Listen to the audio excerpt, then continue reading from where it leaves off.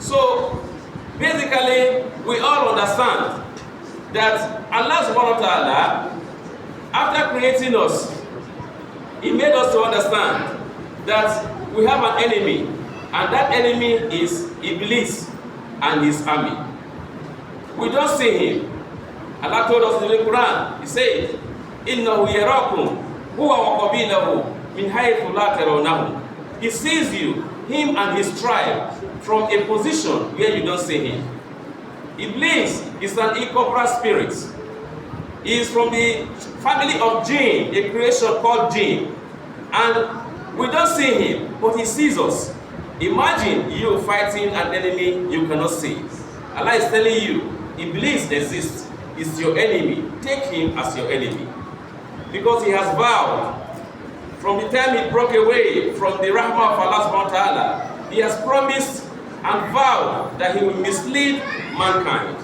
He will stand on the path that leads to Allah subhanahu wa ta'ala, and the sole aim is to make sure that man follows him to hellfire. Well, he has billah. May Allah protect us against Iblis. Iblis is an enemy to all humanity, not only to the Muslims. It's an enemy to both humans and the jinn. Anyone who wants to follow the truth, Iblis, do everything possible to make sure he distracts us and takes us away from the track of Allah subhanahu wa ta'ala. Allah has warned us in the Quran. He has told us in several verses that look, this enemy is there. Beware of him. He doesn't sleep. He doesn't get tired. He has been in existence since our father Adam has been in existence. Up till now, he is still alive. Allah gave him respite. He sought for it. He asked Allah, give me respite.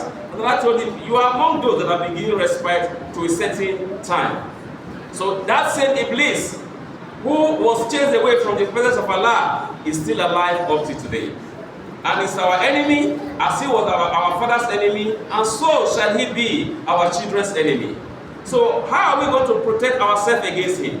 Allah has taught us in the Quran. He has showed us different ways by which we can protect ourselves against Iblis. Because he said at the end of the day, Inna kayda shaytana kana da'ifa. Yes, despite all the powers that Allah has given shaitan, Allah also made us to understand that this shaitan, his plus is very, very weak.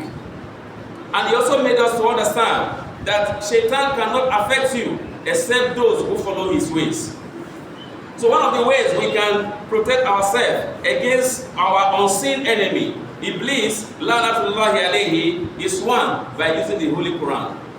The Holy Quran is a fair book by which if we constantly read it, we understand it, we do at-tadabbur, we ponder on its verses, and we follow it the way Allah said we should follow it, definitely we are going to defeat Iblis. Both the seen enemy and the ones we don't see.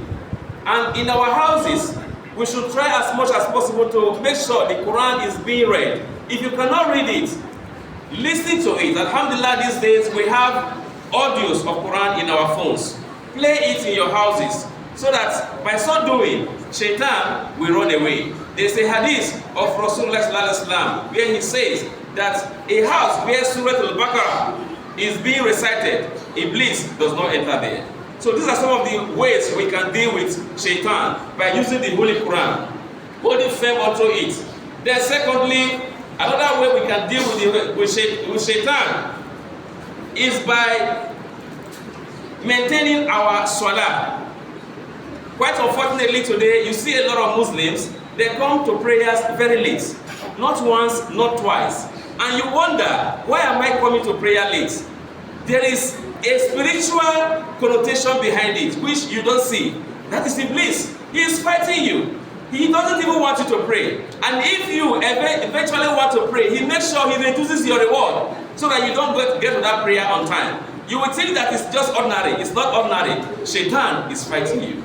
And one way you can fight Iblis when it comes to prayer is by being constant with your prayer and being on time. That is what Rasulullah, he told us. He said we should pray on time. By the time you make it a habit, you have defeated Iblis when it comes to the aspect of prayer. Then, another aspect we can defeat Iblis is the remembrance of Allah, zikrullah subhanahu wa ta'ala.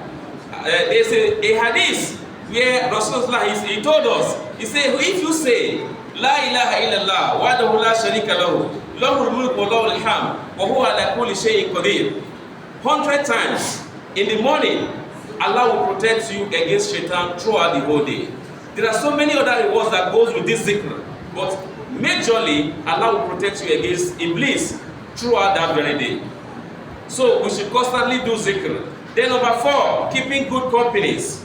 Yes, this is another area where a lot of us, we are very, very weak.